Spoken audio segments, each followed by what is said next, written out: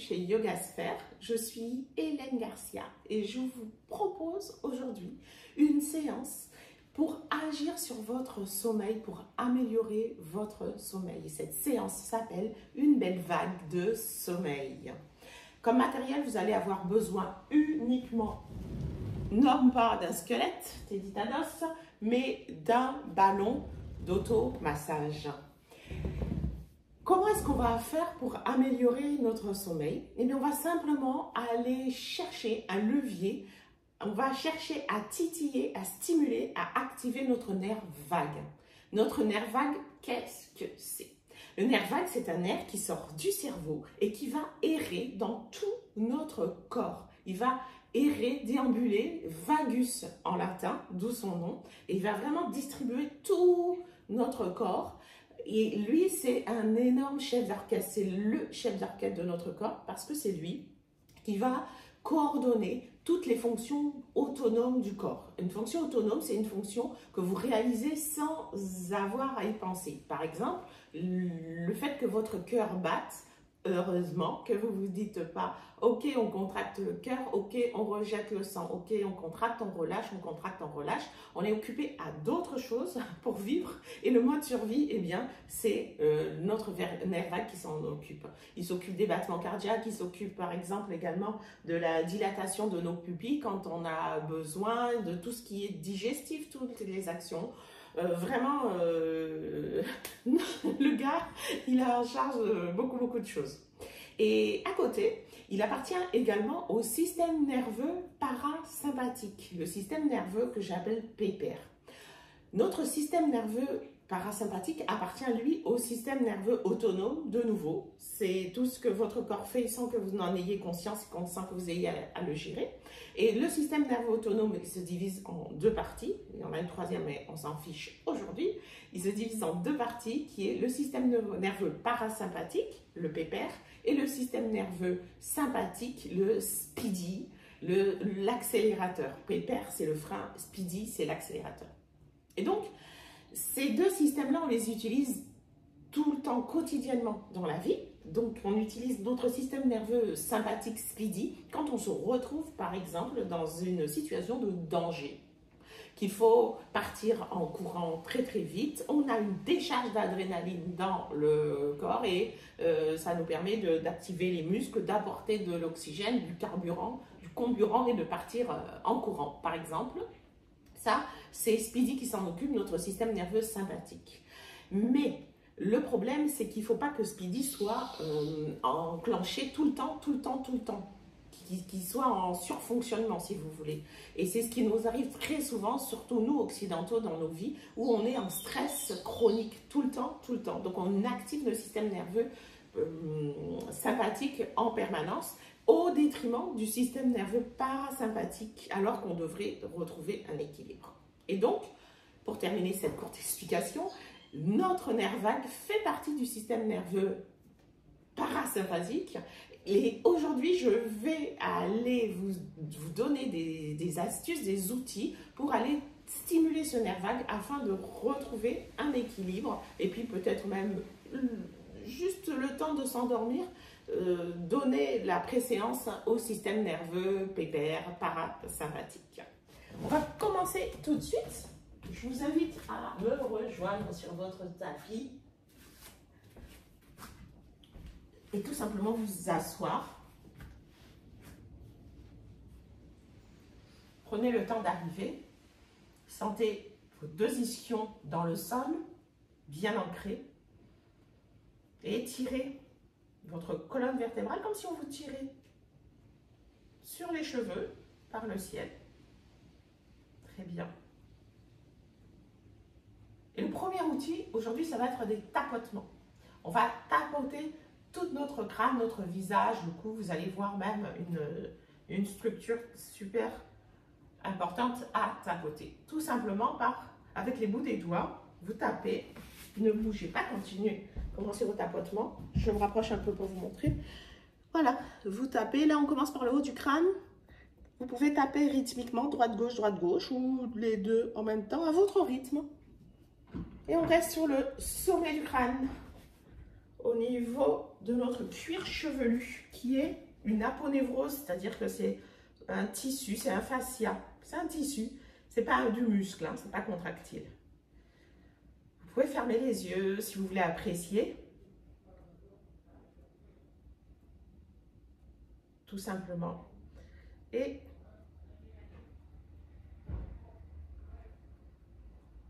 on a 3 actions lorsqu'on fait le tapotement. Je suis passée derrière, toujours dans le cuir chevelu.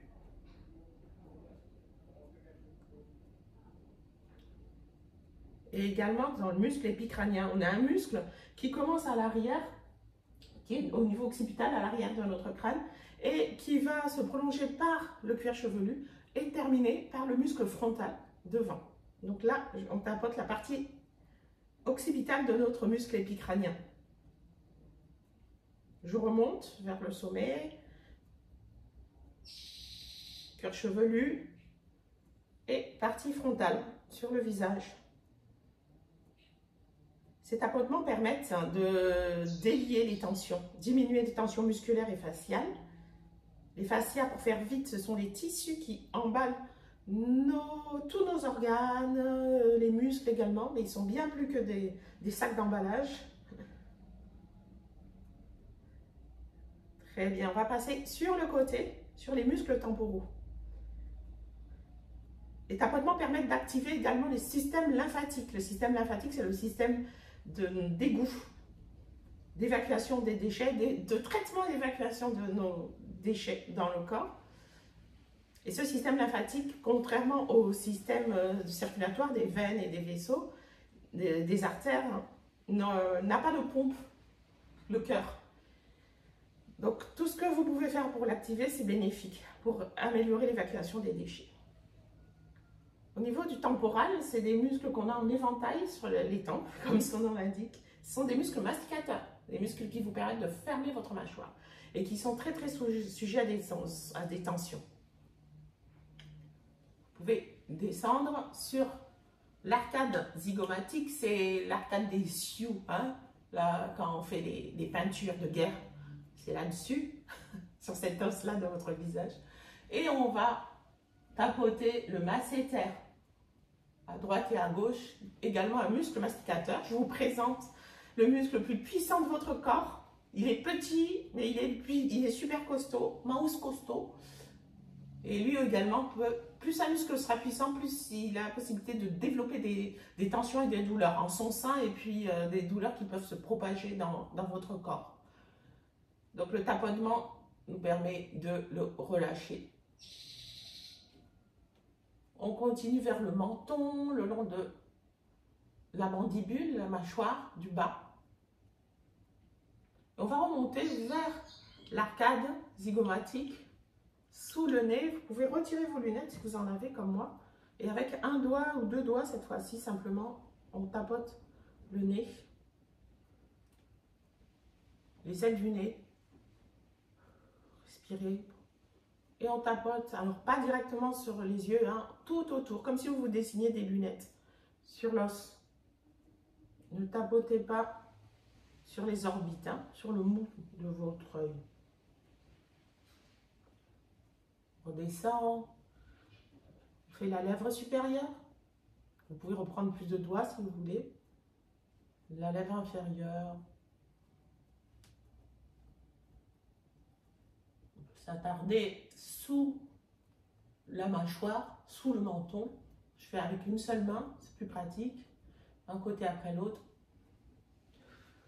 Sous le menton, on a des muscles qui s'appellent suprayoïdiens. Je pense vous faire une séance ou un petit topo dessus à l'avenir. On continue dans le cou. Au niveau de votre cou, vous avez des structures vitales. Vital, ça veut dire vie. Ça veut dire que si ces structures sont lésées, on risque sa vie. Okay? Et effectivement, ce sont les veines, les artères, les nerfs qui viennent du cerveau et qui vont aussi du cœur alimenter le cerveau.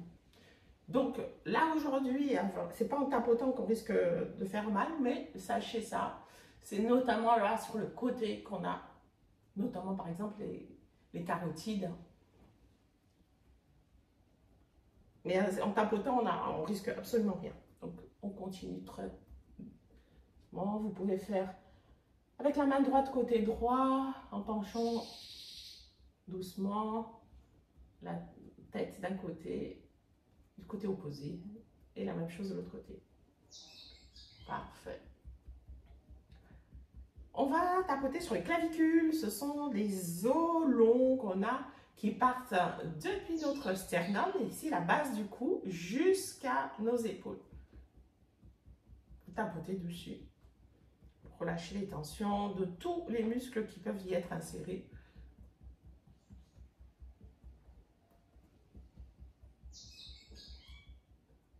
Et on descend. Vous pouvez garder une seule main si c'est plus facile pour vous, pour tapoter sur le sternum. Le sternum, comme sur Teddy, continue à tapoter. C'est cet os long qu'on a, comme une cravate, moi j'aime bien, c'est l'os cravate qu'on a devant, hein, à l'avant du corps, et sur lesquels sont accrochés nos côtes pour former la cage thoracique en avant. Hein, et en arrière, la cage thoracique est accrochée à la colonne vertébrale. Donc on tapote sur l'os cravate, le sternum.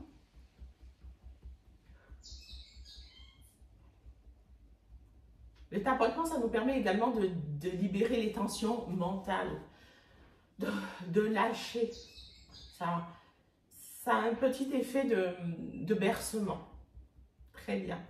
Et là, on va aller s'attarder à un endroit très particulier. C'est au niveau de l'échancrure supérieure de votre sternum et à la base du cou. Je viens vous montrer. Ne bougez pas, continuez. À cet endroit-là, ici, là, vous voyez, on a l'échancrure. On va tapoter à la limite, là. Parce que juste en dessous, on a un organe lymphatique, hein, du système lymphatique qui s'appelle le thymus. Et tapoter le thymus, ça vous apporte des énormes bienfaits. Là, on ne va pas nécessairement le tapoter très longtemps. Mais moi, je vous invite après la séance et un peu tous les jours, à tapoter votre thymus. Vous pouvez le faire une petite minute, 2 minutes. Parce que le thymus, c'est un peu l'organe de la joie, de la bonne humeur. Et lorsqu'on tapote suffisamment longtemps, on sent vraiment monter, libérer la joie. Et ça nous permet également, comme c'est un organe du système immunitaire, de booster notre système immunitaire. Et notamment le thymus, c'est à ce niveau-là qu'on retrouve la fabrication des globules blancs. C'est une sorte de citerne à globules blancs. Donc ça augmente la joie, la vitalité, la bonne humeur. Ça nous permet de relâcher la peur. Au tapotement du thymus, pardon, vous pouvez associer le rire, hein, si vous voulez. Si vous voulez, comme moi, vous pouvez rire bêtement. Et ça va booster, accompagner ce tapotement, les effets de ce tapotement. Voilà. Ça, c'était le tout premier outil. Le deuxième outil, ça sera des automassages. Donc, avec le ballon, comme je vous ai dit, vous avez des ballons de différentes tailles. Moi, pour aujourd'hui, je vais prendre un ballon plus petit. Mais bon, le job se fait avec n'importe quelle taille. C'est juste ma préférence à moi. Et vous allez gonfler votre ballon à bloc, le plus que vous pouvez.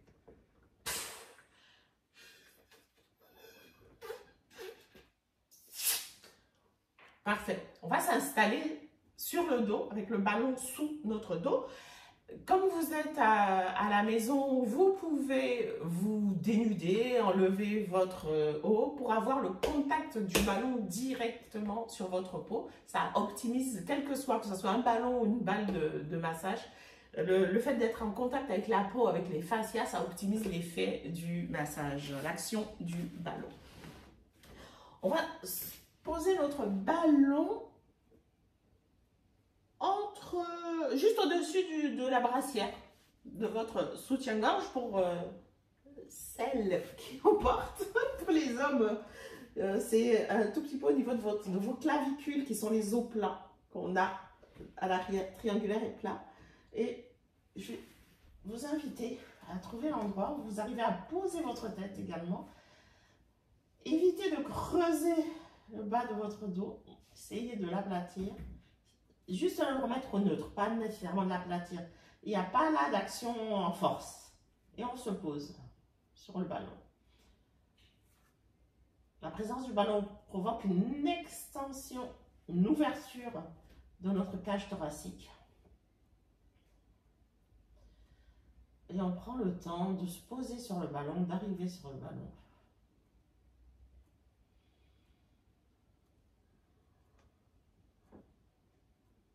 Et une fois qu'on est là, tout le monde est là, on va rouler de droite à gauche.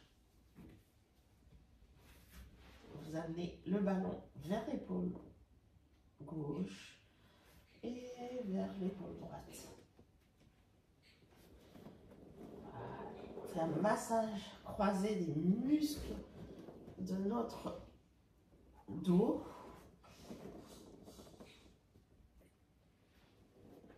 Vous pouvez également faire des zigzags remontés un peu plus vers l'épaule. Voilà.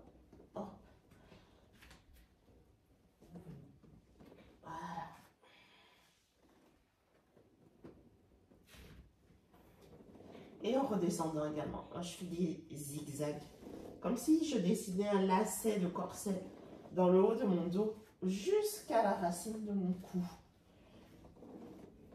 à la base du cou. On revient à la position, la toute première position, on se repose. Et on va se déplacer. Vous êtes en train de faire une pression soutenue sur votre ballon. Et vous allez, comme un crabe, avec les pieds, déplacer, tourner. Mais en faisant toujours la pression, ça va vous faire un effet de torsion. C'est comme si on prenait votre t-shirt et qu'on le tordait. Voilà, vous tournez. J'ai fait un quart de tour. Et je me pose. On peut faire une inspiration. On sent les côtes poussées sur le ballon. Et une expiration. On vide, on vide, on vide, on vide. On vient se relâcher sur le ballon. Encore une fois, on inspire. Et on expire. Et là, on mobilise tous les muscles qui sont sous le ballon. Pression, torsion et mobilisation. On revient à notre position de départ et on fait la même chose en marchant comme un crabe dans l'autre sens. Pression, n'oubliez pas de maintenir haut à haut, ça fait du bien. Et on se pose. Inspire profondément. Expire. On inspire. On expire.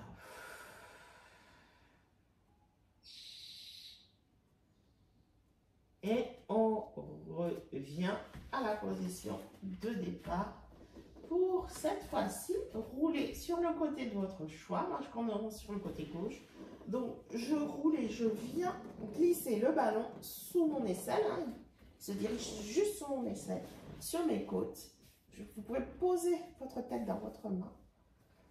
Et on reste en pression, comme ça, sur le ballon. Quelques instants.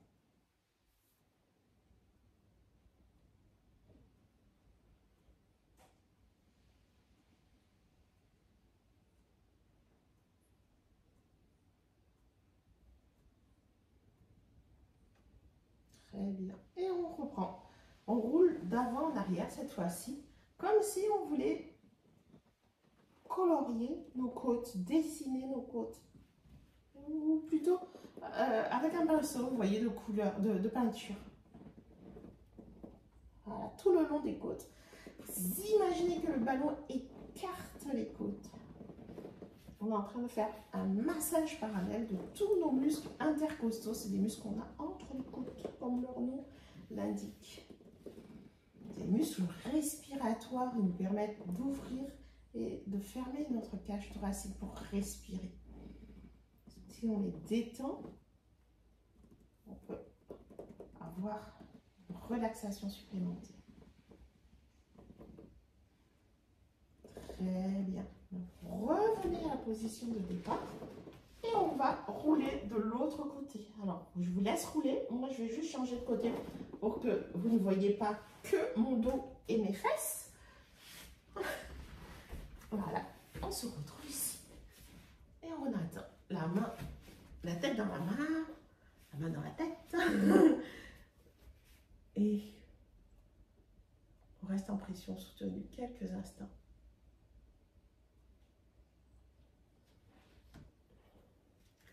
Laisse le ballon séparer les côtes pour aller chercher ces muscles intercostaux. Vous pouvez même inspirer, expirer et sentir les côtes. Notre cage thoracique, c'est comme un parapluie qui s'ouvre, mais dans tous les sens, hein, à l'avant, sur les côtés, à l'arrière, et qui se referme. Et là, quand on inspire, on ouvre le parapluie et on pousse sur le ballon. Et de nouveau, d'avant en arrière, on peinturlure nos côtes, on dessine nos côtes avec notre ballon, massage parallèle de tous les muscles intercostaux. Un peu plus en arrière si vous voulez.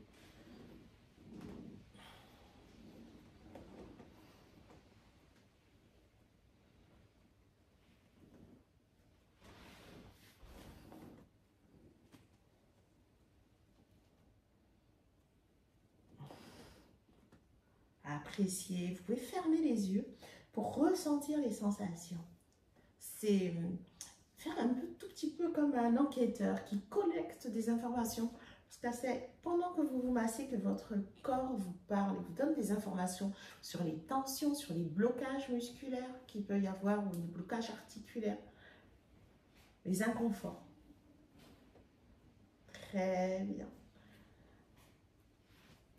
On va se relever et terminer avec un massage du sacrum, toujours avec le ballon bien gonflé. On revient sur le dos et cette fois-ci, on va poser le bas de notre dos sur notre ballon au sol. Vous êtes entre les fesses, juste en bas du dos. Pas sur le bas du dos, hein, c'est en bas du dos. Restez comme ça, en pression soutenue. Et c'est le temps d'arriver. Je vous montre sur Teddy Tados. Qu'est-ce que c'est que votre sacrum? Votre sacrum, il est déplacé chez Teddy. Votre sacrum, c'est un os triangulaire que vous avez en bas de votre dos qui constitue la fin de votre colonne vertébrale. Pour retenir très rapidement, à l'arrière de notre dos, on a 3 os triangulaires. Les 2 omoplates, vous voyez, avec les pointes vers le bas, en haut, et un os en bas. Pareil, pointe vers le bas, qui est notre sacrum. Donc, je reviens avec vous. Posez sur mon sacrum. Comme je vous ai dit tout à l'heure, le mieux, c'est de toujours avoir le ballon au contact de votre peau directement. Et je vais vous inviter à rouler le ballon de droite à gauche. Donc, on embarque carrément sur la fesse gauche et on roule sur le sacrum de nouveau et sur la fesse droite.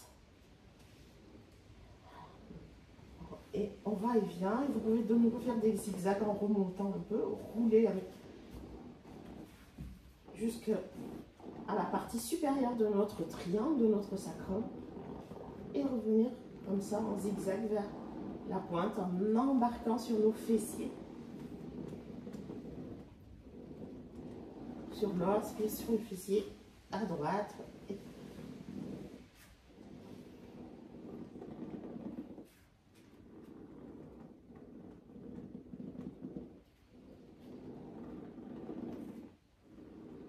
Aujourd'hui, j'ai choisi le ballon pour être tout doux, tout doux. On vous le présentera sûrement avec Natacha. Vous avez aussi des massages du sacrum avec des balles un tout petit peu plus dures. Parfait. Voilà, ça c'était pour le deuxième outil. Vous pouvez continuer une fois que la séance est terminée ou bien quotidiennement, autant que vous voulez, vous faire une petite routine, par exemple le soir, alors avant d'aller vous coucher. Et je vais vous présenter le troisième outil, qui est un outil super puissant, ce sont les pranayama, les techniques de respiration. Le pranayama que j'ai choisi aujourd'hui, c'est l'abeille. Alors, j'ai fait un petit changement, mais pour les puristes, hein, ne vous étonnez pas. Mais c'est le souffle de l'abeille. Je vais vous inviter à vous allonger sur le dos en position de Shavasana pour le souffle de l'abeille. Et on va le faire en même temps, on va l'associer à un palming des mains. Vous allez frotter vos mains, les paumes de main l'une contre l'autre pour faire monter la chaleur. Retirez les lunettes pour celles qui en ont. Et posez la paume de vos mains sur vos globes oculaires. Je vous ai promis qu'on revenait sur les globes oculaires tout à l'heure. Posez la paume des mains sur les globes oculaires. Et vous vous allongez en Shavasana. La pression sur les globes oculaires va provoquer une diminution du rythme cardiaque. Alors, c'est super intéressant là quand on veut avoir l'apaisement, de la détente pour pouvoir avoir un sommeil amélioré. Mais par exemple, juste petite anecdote rapide, faites attention par exemple si vous faites du bouche à bouche à quelqu'un, vous avez besoin de pincer son nez, en faisant ces manipulations-là, de ne pas appuyer sur ses globes oculaires parce qu'il lui il est déjà pas très en difficulté hein, si vous voulez, et si vous vous faites baisser encore son rythme cardiaque, ça va pas être pertinent. Mais là pour nous là, ça peut être super chouette comme outil. Donc je vous rejoins en Shavasana. Je pose mes paumes des mains, les doigts sur les cheveux, les pouces vers les oreilles, côté tempe, sur les tempes. On va inspirer. Et à l'expiration, on va faire un bourdonnement d'abeille. Alors, vous n'avez pas besoin de faire avec les lèvres. On fait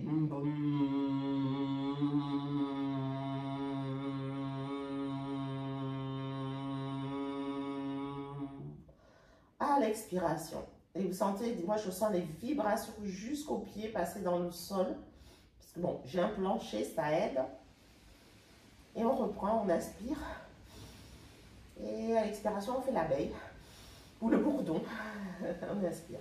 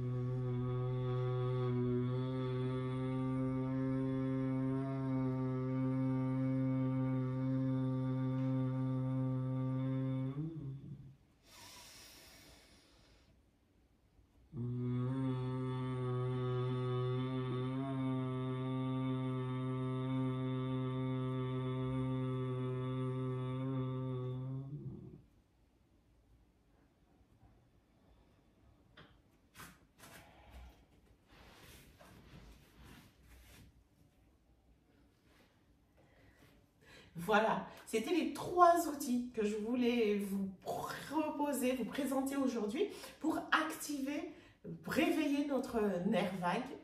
Mais vous en avez d'autres, des outils, on va vous en présenter d'autres avec Natacha, soit dans le studio, soit sur les réseaux sociaux pour activer le nerf vague. Et je vous remercie de votre attention. J'espère que ça vous a plu et que vous allez pouvoir intégrer ces outils dans votre pratique afin d'optimiser, d'améliorer votre sommeil. Namasté.